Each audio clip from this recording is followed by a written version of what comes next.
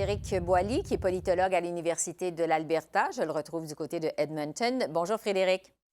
Bonjour. Monsieur Kenney se prépare donc à un tête-à-tête avec le premier ministre Trudeau demain. Il arrive avec sa liste d'épicerie. Il veut, entre autres, plus de pipelines, 2,4 milliards en paiement de stabilisation pour aider sa province à faire face à ses problèmes économiques. Il veut aussi une réforme de la péréquation.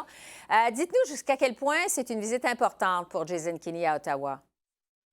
Une visite importante parce que d'abord, M. Kenney ne veut pas perdre le momentum et il veut continuer aussi à mettre de la pression sur le gouvernement fédéral. Il sait très bien qu'évidemment, avec un gouvernement minoritaire, il y a peut-être une possibilité d'obtenir des choses qu'avec un gouvernement majoritaire, on n'aurait pas pu obtenir. Et surtout, il a peur également que, comme je l'ai mentionné, qu'il perde le momentum auprès de d'autres acteurs politiques, que ce soit les partis comme le Bloc québécois ou d'autres provinces.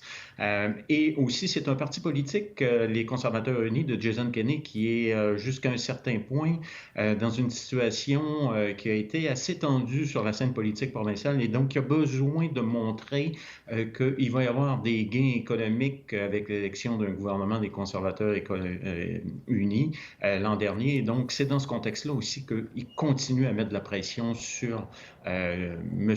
Trudeau et son gouvernement. Oui, ça m'amène à vous parler justement du ton du premier ministre Kenney. Contrairement à Andrew Scheer, la semaine dernière, il n'a pas fait de sortie en règle contre le discours du trône.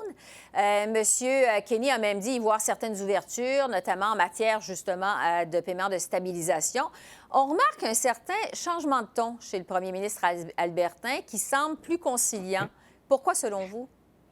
Plus conciliant parce qu'il est d'abord dans un mode de négociation. Je vous dirais que sur la scène politique interne, il est dans un mode de confrontation et que je pense qu'il essaie de trouver un équilibre entre les deux. C'est-à-dire qu'il ne veut pas braquer tout de suite le gouvernement fédéral et les libéraux de Justin Trudeau et montrer qu'il serait un mauvais joueur. Et dans ce contexte-là, je pense qu'il veut montrer qu'il est capable, lui aussi, de se mettre en mode négociation. Bon, ça reste aussi un mode d'action parce qu'il aurait pu attendre en Alberta avant d'aller rencontrer rapidement M. Trudeau. En ce sens-là, il est en action, mais il est aussi en mode négociation et je pense qu'il ne veut pas jeter toutes ses cartes sur la table tout d'un coup. Donc oui, le ministre d'épicerie, si on la connaît, évidemment avec le Trans Mountain, la question de la péréquation, les paiements avec la stabilisation fiscale et des autres éléments comme ça. Mais en même temps, il veut essayer de trouver aussi, je pense, des terrains d'entente pour ne pas brûler immédiatement tout son capital politique. Oui, parce que M. Kenney, il faut le dire, voyage pas léger. Hein? Il vient à Ottawa avec 8 de ses ministres. C'est clair qu'il vient chercher des résultats ici, là. Il vient chercher des résultats parce qu'il a besoin de résultats. Autant l'élection, pour lui, s'est bien passée au printemps dernier, autant aussi il est en mode également de réaliser ses promesses, ce qu'il a fait avec la session législative qui s'est terminée la semaine dernière. Et maintenant, ses promesses, c'est sur la scène fédérale. C'est essayer d'arriver à obtenir des gains économiques et politiques auprès du gouvernement fédéral pour assurer, disons, sa position ici en Alberta. Et donc, il ne perd pas de temps. Donc, tout juste avant Noël, on essaie encore de mettre de la pression sur le gouvernement fédéral. Oui, parce qu'un sondage léger nous apprenait au début du mois de décembre que la cote de popularité du premier ministre Kenney a chuté auprès des Albertains. En fait, selon ce sondage, il y a 50 des répondants qui avaient une opinion négative. Est-ce qu'on peut dire qu'il vient jouer gros à Ottawa? Parce que du côté de l'Alberta, on regarde comment ça va se passer.